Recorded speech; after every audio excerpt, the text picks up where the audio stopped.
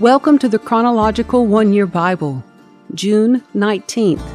Today's reading is 2 Kings chapter 13, verses 1 through 11, and 2 Kings chapter 12, verses 17 through 21, 2 Chronicles chapter 24, verses 23 through 27, and 2 Kings chapter 13, verses 14 through 25.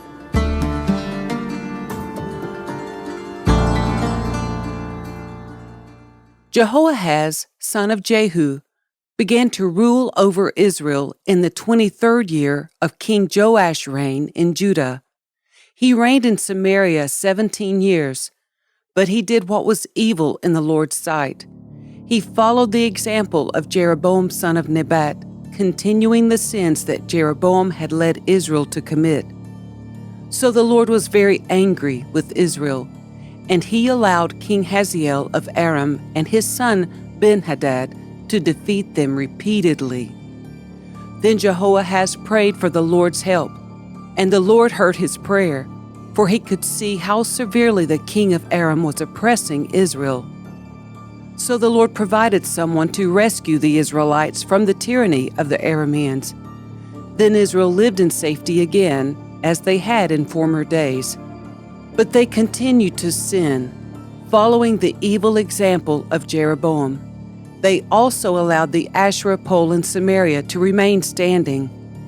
Finally, Jehoahaz's army was reduced to 50 charioteers, 10 chariots, and 10,000 foot soldiers. The king of Aram had killed the others, trampling them like dust under his feet.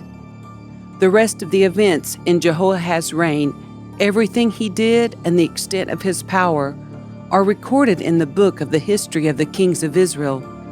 When Jehoahaz died, he was buried in Samaria. Then his son, Jehoash, became the next king. Jehoash, son of Jehoahaz, began to rule over Israel in the 37th year of King Joash's reign in Judah. He reigned in Samaria 16 years, but he did what was evil in the Lord's sight. He refused to turn from the sins that Jeroboam son of Nebat had led Israel to commit. About this time, King Hazael of Aram went to war against Gath and captured it. Then he turned to attack Jerusalem.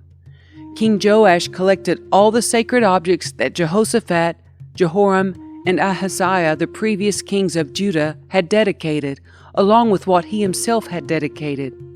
He sent them all to Hazael, along with all the gold and the treasuries of the Lord's temple and the royal palace. So Hazael called off his attack on Jerusalem. The rest of the events in Joash's reign and everything he did are recorded in the book of the history of the kings of Judah. Joash's officers plotted against him and assassinated him at Beth Millo on the road to Silla.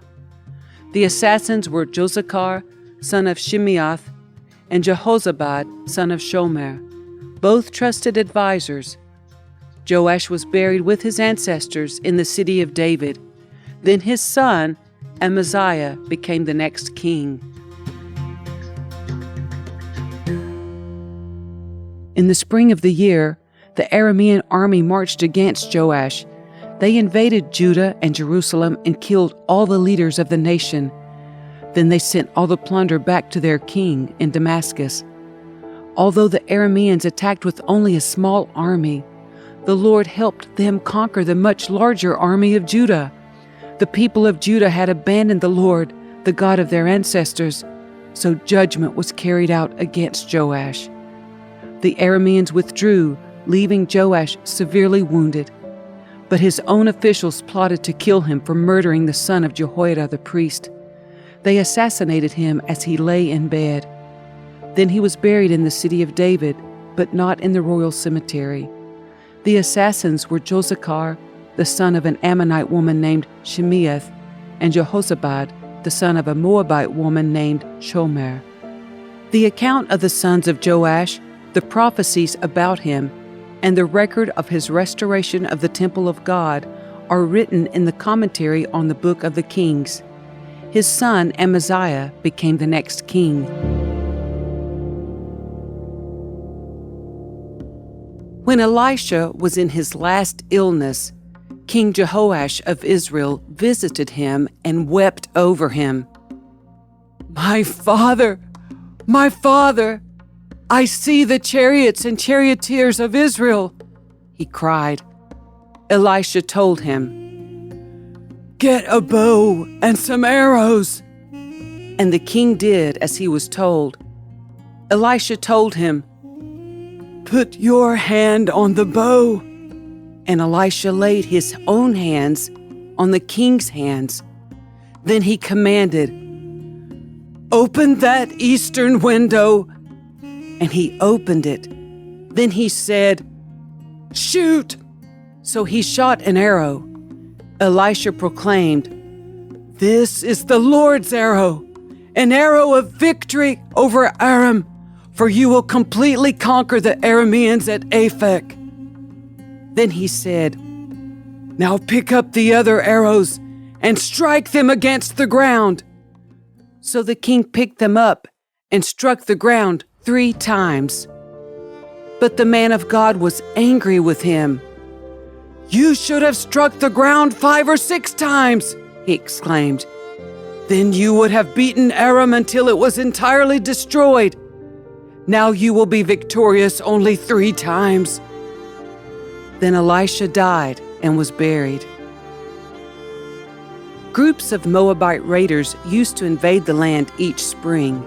Once when some Israelites were burying a man, they spied a band of these raiders, so they hastily threw the corpse into the tomb of Elisha and fled. But as soon as the body touched Elisha's bones, the dead man revived and jumped to his feet.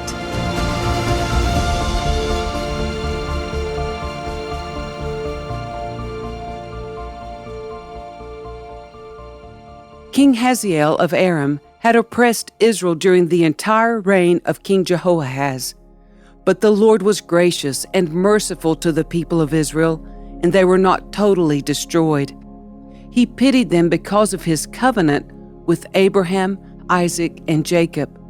And to this day, he still has not completely destroyed them or banished them from his presence. King Hazael of Aram died, and his son Ben-Hadad became the next king. Then Jehoash, son of Jehoahaz, recaptured from Ben-Hadad, son of Hazael, the towns that had been taken from Jehoash's father, Jehoahaz. Jehoash defeated Ben-Hadad on 3 occasions, and he recovered the Israelite towns.